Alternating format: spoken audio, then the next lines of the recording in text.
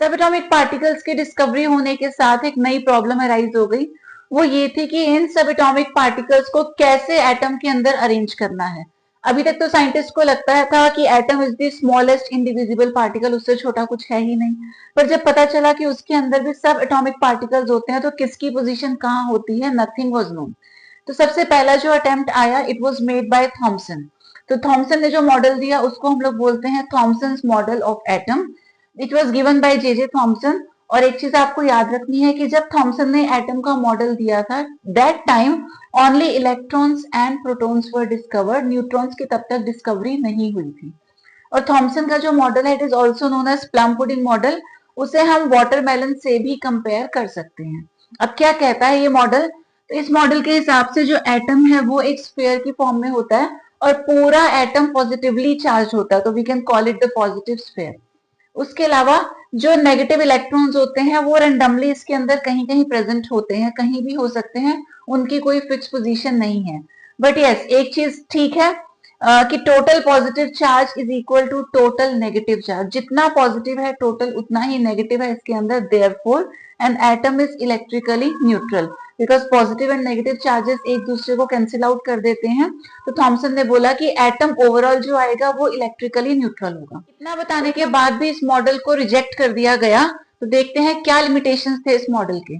First of all neutrons were not discovered when Thomson gave his atomic model. Neutrons की discovery बाद में हुई थी और इस मॉडल में न्यूट्रॉन्स की कोई जगह नहीं थी, therefore this was the limitation. उसके अलावा it was a theoretical model with no experimental proof.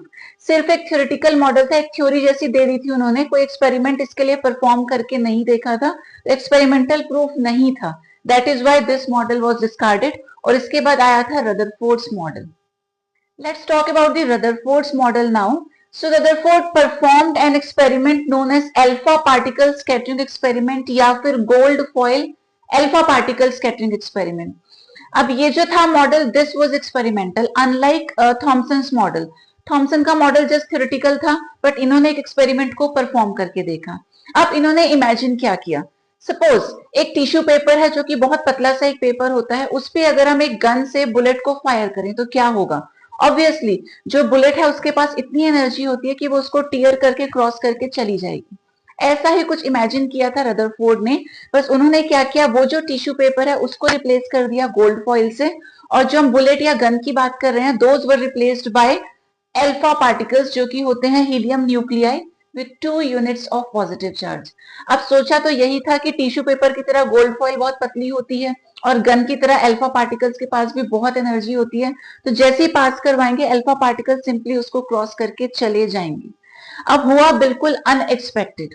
हुआ क्या, जब उन्होंने एक्सपेरिमेंट को परफॉर्म किया, ये हमने कुछ एटम्स शो किए हैं गोल्ड फॉइल के। एक चीज और आपको पता होनी चाहिए कि why he chose only gold foil. तो जो गोल्ड होता है, gold is the most malleable metal, सबसे पतली जो शीट पॉसिबल होती है मेटल्स में वो गोल्ड की ही पॉसिबल होती है, देयरफॉर दिस वाज टेकन। तो टिश्यू पेपर का सब्स्टिट्यूट हम इसको कह सकते हैं, पतली सी एक शीट है। अब यहाँ पे कुछ एटम्स हमने शो किए हैं, तो ये हो गया काइंड ऑफ टिश्यू पेपर। अब इधर आगे हमारे पास हीलियम 2 पॉजिटिव या अल्फा पार्टिकल्स जिनके पास बहुत ज्यादा एनर्जी होती है। अब सोचा तो ऐसा गया था कि जैसे ये एनर्जी वाले पार्टिकल्स क्रॉस करके जाएंगे सभी क्रॉस करके चले जाएंगे बिकॉज ये बहुत पतली सी शीट है। हुआ क्या, जब अल्फा पार्टिकल्स को फॉल करवाया तो एक जिंक सल्फाइड स्क्रीन लगा दी गई थी जिससे रिजल्ट पता चल सके। तो मैक्सिमम जो ग्लो आया वो बिल्कुल इस गोल्ड फॉइल के सामने की तरफ आया, बार बार ग्लो आ रहा था। तो ग्लो आने का मतलब रदरफोर्ड ने क्या बोला कि एटम के अंदर जो मैक्सिमम स्पेस है वो खाली होगा, इसी वजह से जो रेज हैं जो अल्फा पार्टिकल्स हैं उसको क्रॉस करके सामने जा रही हैं। कई बार ऐसा हुआ कुछ लिमिटेड केसेस में, मतलब पहले तो जो फ्री स्पेस की बात करें तो इस तरीके से उन्होंने इमेजिन किया कि ग्लो बिल्कुल सामने आ रहा है, इसका मतलब क्या हो रहा है, most of the rays are passing straight, यानी कि most of the space inside the atom is empty. लेकिन कुछ केसेस में ऐसा हुआ कि जो ग्लो था वो आना तो यहां चाहिए था, ग्लो थोड़ा कहीं और साइड में जाकर के ऑब्टेन हुआ। अब वो कंफ्यूज हो गए ऐसा क्यों हो रहा है, अगर स्पेस खाली है तो सारी रेस को स्ट्रेट चले जाना चाहिए, बट क्योंकि कुछ रेस में डिफ्लेक्शन आया इसके लिए उन्होंने बोला ये जो डिफ्लेक्शन है इसका जो कॉज होगा वो होगा रिपल्शन। अल्फा पार्टिकल्स के पास होता है पॉजिटिव चार्ज, तो इस एटम के अंदर भी कहीं ना कहीं पॉजिटिव चार्ज है, क्योंकि जब ये पॉजिटिव उस पॉजिटिव के पास पहुंचता है तो दोनों के बीच में होता है रिपल्शन, और रिपल्शन की वजह से ये जो रेज हैं ये डेविएट हो जाती हैं, डिफ्लेक्ट हो जाती हैं, इनका जो पाथ है वो बदल जाता है। लास्टली ही ऑल्सो ऑब्जर्व कुछ रेज ऐसी थी जो जाते जाते ऑलमोस्ट वापस आ गई, ऑलमोस्ट केम बैक। ठीक है, यहाँ तो बहुत ही सरप्राइजिंग सा रिजल्ट हो गया, क्योंकि अगर एटम खाली है तो रेस को स्ट्रेट जाना चाहिए, और अगर एटम पूरा भरा हुआ है तो सारी रेस को वापस आना चाहिए, बट बहुत ही कम रेस ऐसी थी जो लौट के वापस आई थी। Then finally he concluded, he said most of the rays are passing straight. इसका मतलब most of the space inside the atom is empty, ज्यादातर स्पेस खाली है। But some rays were deflected by small and large angles, कुछ में deflection हुआ था। इसके लिए उन्होंने रीजन दिया क्या, रिपल्शन, क्योंकि रेज पॉजिटिव है तो एटम के अंदर भी कहीं ना कहीं पॉजिटिव है।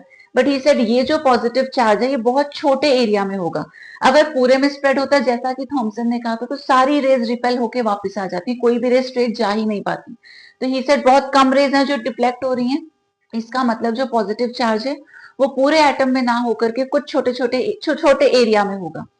उसके बाद very few rays almost came back, तो कुछ ऐसी रेस थी जो जाते जाते लगभग वापस आ गई थी। फॉर दिस ही सेड इसका जो रीजन होगा वो होगा कोलिजन। तो एटम के अंदर कहीं एक ऐसा एरिया होगा जो बहुत हार्ड होगा, तो उस हार्ड पार्ट से जब रे का कोलिजन होता है उसको क्रॉस करके तो सामने नहीं जा पाएगी, तो वहां से लगभग वो टर्न होके वापस आ जाती है। तो ये जो सेंटर वाला एरिया था, later it was given the name nucleus. तो ही सेड सेंटर में होता है न्यूक्लियस, जहां पे सारा चार्ज और सारा मास प्रेजेंट है, पॉजिटिव चार्ज भी इसी में है, मास भी इसी के अंदर, और ये बहुत हार्ड होता है। ठीक है, इसके अलावा जो एटम है बाहर का स्पेस वो पूरा खाली है, वहां से इजिली ये रेस क्रॉस करके जाती हैं और वहीं पे इलेक्ट्रॉन्स रिवॉल्व करते हैं around the nucleus. Let's now discuss the limitation of Rutherford's model. Rutherford ने सिंपली क्या बोला कि एटम में सेंटर में होता है न्यूक्लियस और उसके बाहर इलेक्ट्रॉन्स जो है रिवॉल्व करते हैं। इसी में अगर हम इलेक्ट्रोमैग्नेटिक थ्योरी ऑफ रेडिएशन को अप्लाई कर दें, ये थ्योरी क्या कहती है कि जब भी कोई चार्ज पार्टिकल रिवॉल्व करता है, सर्कुलर पाथ में मूव करता है, तो वो हमेशा अपनी एनर्जी को लूज करता है। ठीक है, इसी कॉन्सेप्ट को अगर हम एक एटम में लगाएं, तो रदरफोर्ड के हिसाब से क्या था, सेंटर में न्यूक्लियस था, इसके बाहर इलेक्ट्रॉन जो है वो रिवॉल्व करते हैं।